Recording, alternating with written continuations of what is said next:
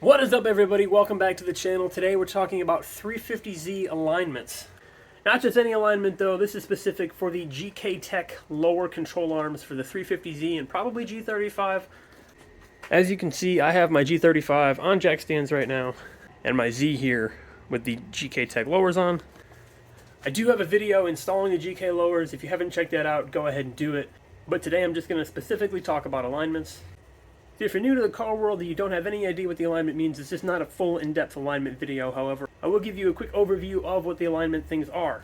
So you can see my computer here. It's got the alignment specs pulled up. So the three things we're going to focus on are camber, toe, and caster. Okay.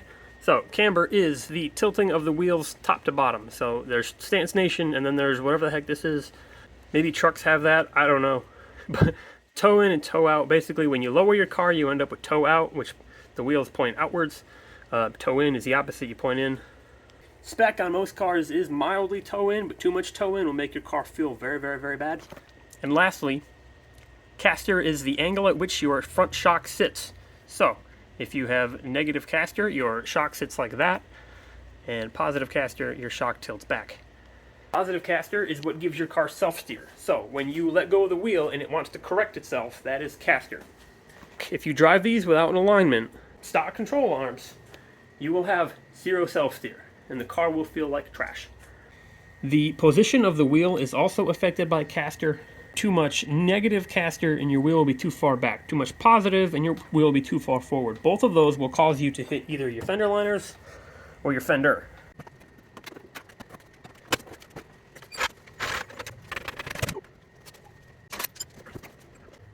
Alright, so now that we have the wheel off of my Z, we have a very dirty GkTech control arm.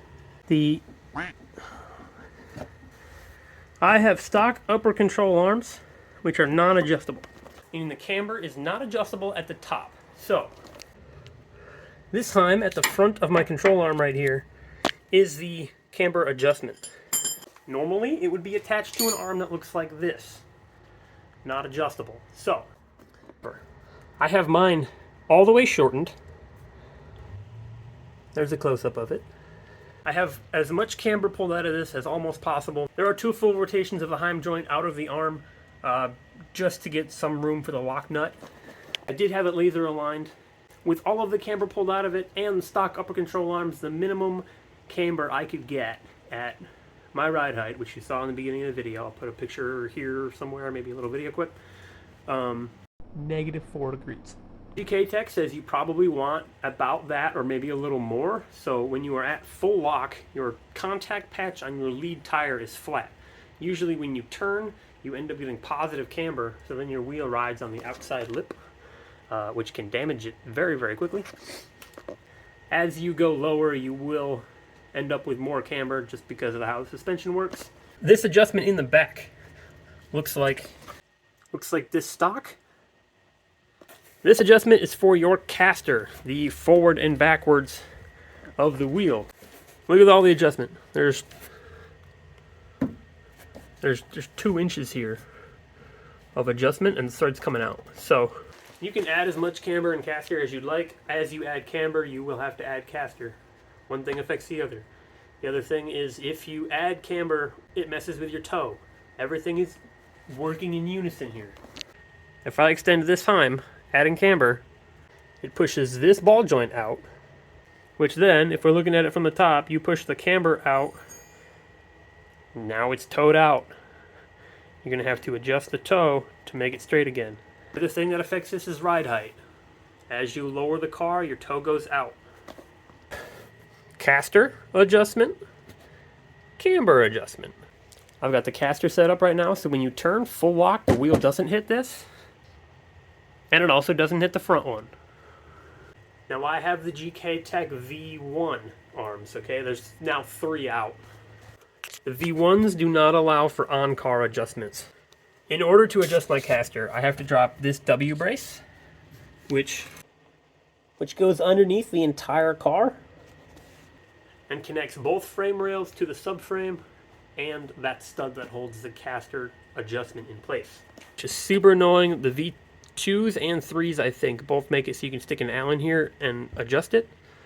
So I hope that helps. Any questions you may have with the 350Z, front GkTech alignment specs. I can do a rear if you guys would like. They have a lot of toe gain and a bunch of quirky things back there.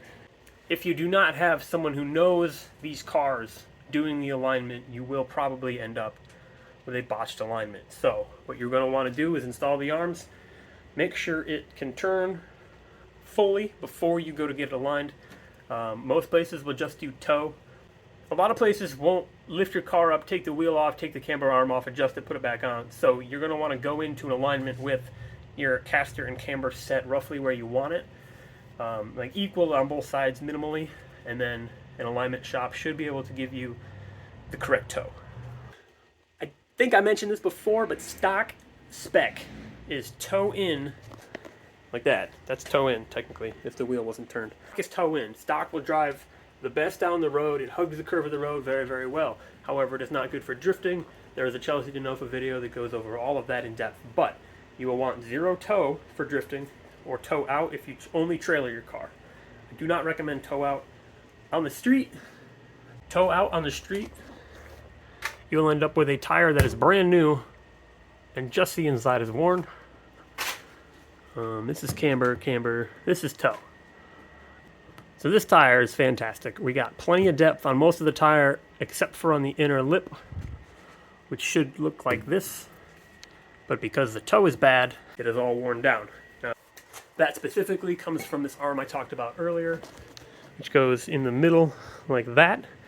And then this bushing ended up blowing out, pushing the arm forward, towing that front tire out, and completely messing up just about everything on the car. So if you guys have any questions, please leave them in the comments.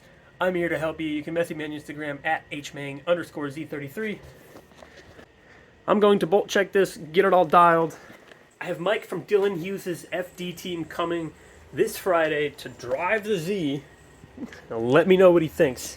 Hopefully I can do a bolt check and get it all dialed by then. I also finally received my Bride Lomax. Found it on Marketplace about 8 hours from me, and managed to get it here by one of my buddies, so super pumped for that. I'll finally be able to get rid of my Corbeau that I just really don't like. It doesn't hold my knees very well, it doesn't hold me very well, so I'm excited for a side mount seat in the car, and then my passengers will have the Corbeau to fit in. So stay tuned if you like the Z. If you haven't seen the Z, you're new here, you're just here for alignment specs. 375 to the wheels, Vortec V2, stock DE, methanol injection, hydro welded diff angle kit, the whole nine. So follow along, message me if you need me, and I'll catch you guys in the next one.